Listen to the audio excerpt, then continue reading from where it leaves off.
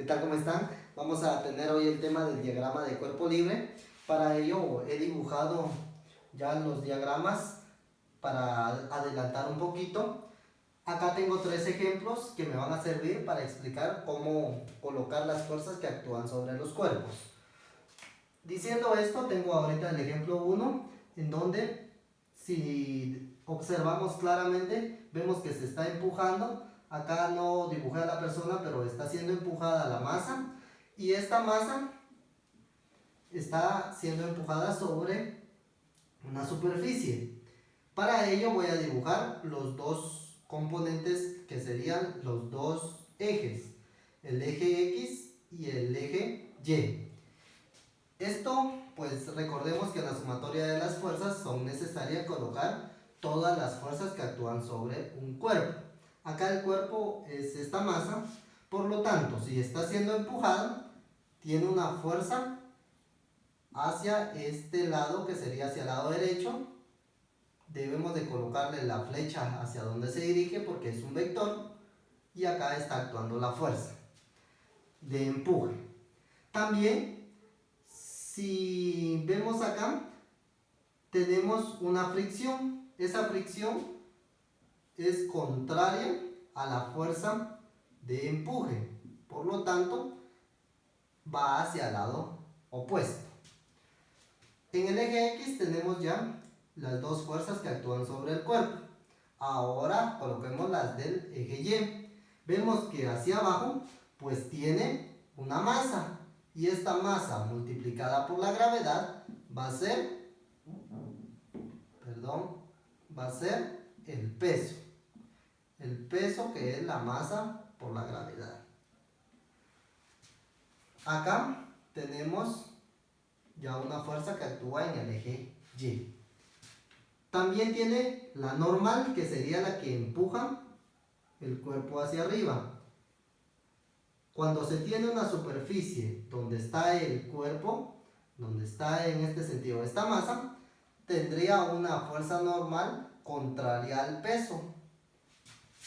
Solo para este diagrama, en donde tenemos una fuerza normal que está haciendo un empuje hacia arriba.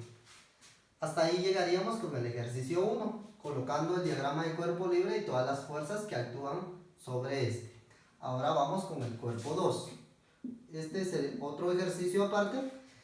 Observemos acá de que tenemos una manzana. No dibujé el árbol, pero la manzana está sujetada en una rama, y esta está detenida en el aire. No tiene movimiento.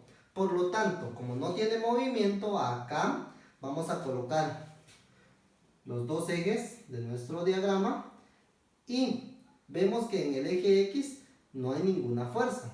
No tenemos fuerzas en el eje X, únicamente en el eje Y. Sería hacia acá.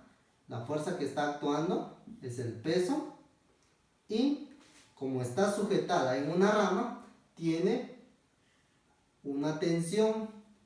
Esta tensión es la fuerza que está atrayendo la manzana a través de la rama hacia el árbol. Acá estarían las dos fuerzas que actúan sobre este cuerpo: el peso y la tensión. Tenemos el ejemplo 3. Vamos a ver que el ejemplo 3 tiene dos masas. Estas masas están sujetadas con una cuerda, y tiene una polea que está haciendo la fricción también hacia ambas masas. En este sentido vamos a despreciar la fricción. Solo vamos a tomar en cuenta que están las masas con la soga, el lazo que está sujetándolas. Vemos acá que acá tenemos un ángulo. La superficie está inclinada. Por lo tanto, por cada masa vamos a colocar dos diagramas. Acá vamos a colocar el diagrama para la masa 1, únicamente para la masa 1. Vemos que acá tenemos una superficie, entonces hay una fuerza normal. La normal, contraria a la superficie, estaría en este sentido, ¿verdad? Acá tendríamos la fuerza normal. ¿Qué más fuerza actúa? Pues actúa una fuerza de peso, pero el peso estaría inclinado, como tiene una superficie inclinada, el peso siempre es vertical. Diciendo esto, tendríamos un peso acá. Ahora veamos que nuestros ejes están rotados. Acá tendríamos el eje Y y acá el eje X. Veamos que en esta masa, sobre el eje X, la fuerza que actúa, también hay una fuerza de tensión, que sería la de la cuerda, por la que está sujetada la masa. Aquí tenemos una fuerza de tensión. En el eje Y, ya colocamos lo que es la normal, y acá sobre el eje Y y sobre el eje X tenemos lo que es el peso. Por lo tanto, debemos de colocar los componentes para X y los componentes para Y para la sumatoria de fuerzas. ¿Cómo lo haríamos? Como acá tenemos lo que es el peso, paralela al eje Y, colocaríamos lo que es el peso en X, el componente para X. Quiere decir que hasta acá ha llegado el peso en X de acuerdo a la paralela hacia donde ha llegado el peso normalmente. Acá tenemos el componente en X.